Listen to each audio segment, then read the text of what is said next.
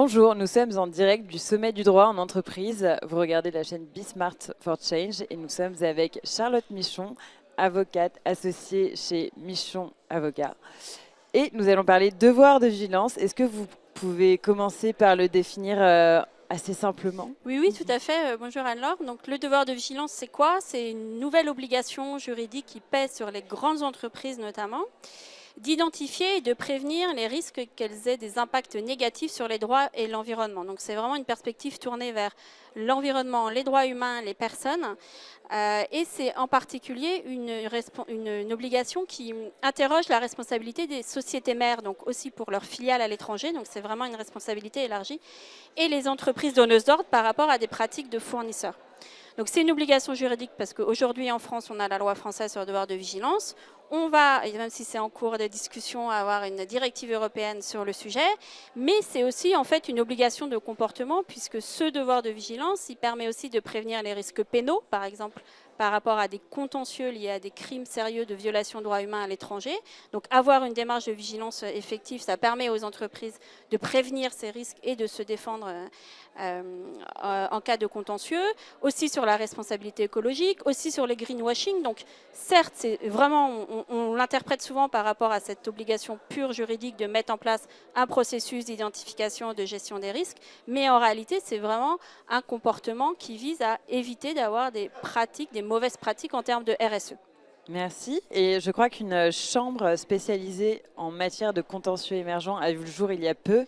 Est-ce que vous pouvez déjà tirer un bilan? Quelle approche a-t-elle adopté en matière de devoir de vigilance? Tout à fait. Il y a eu une chambre spécialisée au niveau du tribunal judiciaire de Paris, donc qui regroupe vraiment tous les contentieux dits émergents, donc le devoir de vigilance, mais aussi, encore une fois, le greenwashing les liés au reporting extra-financier, etc.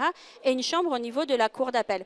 Et en réalité, quand on regarde, alors il n'y a pas encore beaucoup de décisions, mais il n'y a aussi pas encore beaucoup de contentieux sur le devoir de vigilance. Mais quand on regarde, ça a permis en fait de débloquer un peu. C'est vrai qu'avant ces chambres spécialisées, on avait des décisions d'irrecevabilité donc, qui ne permettaient pas d'avoir des décisions de fond et même d'engager des actions, en tout cas qui limitaient les actions sur le devoir de vigilance. Et là, aujourd'hui, les premières décisions montrent que les juges sont prêts à juger en réalité, accueillent favorablement ces demandes.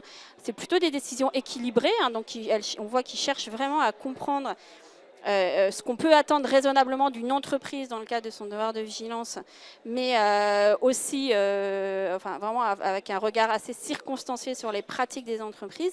Et donc c'est plutôt en faveur d'une vie, si je puis dire, de la loi française sur le devoir de vigilance. Merci. Et un arrêt a été rendu dans l'affaire La Poste, qui est la première entreprise française à être condamnée sur le devoir de vigilance, sur le fondement du devoir de vigilance. Est-ce que cet arrêt va à contre-courant de ce qui se passe au niveau de l'Union européenne, de la loi Omnibus? Alors, la loi Omnibus, elle vise à réduire, c'est vrai, le champ d'application du devoir de vigilance et le nombre d'entreprises soumises, etc. Mais quand on regarde les grandes entreprises françaises, déjà elles ont la loi française, puis elles seront quand même probablement encore soumises à l'Omnibus. Et quand on regarde cet arrêt plus précisément, il se réfère justement à la directive, à des principes d'interprétation de soft law. Il parle de gravité, de priorisation des risques. Donc, en fait, il irait plutôt dans le sens de cette obligation de vigilance telle que définie au niveau européen, quand elle arrivera, et c'est ça la question. C'est quand elle va arriver et pour qui elle va arriver.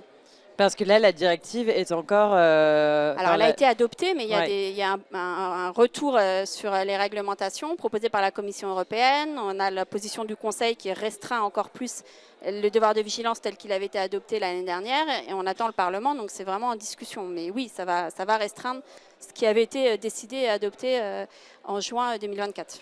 Et par exemple, cette loi, directive Omnibus, tend à restreindre un peu la portée de la cartographie.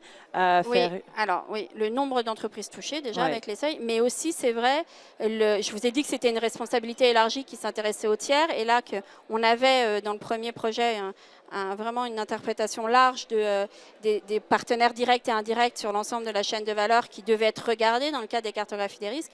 Et là, on reviendrait vers ce qu'on appelle le rang 1 avec possiblement le rang 2, 3, 4, mais vraiment sous condition. Donc on a une restriction des entités à regarder par les entreprises l'entreprise et donc la responsabilité associée dans le cadre du devoir de vigilance. Merci pour cet éclairage sur le devoir de vigilance, Charlotte. Nous sommes toujours en direct du sommet du droit en entreprise. Vous regardez Be Smart for Change.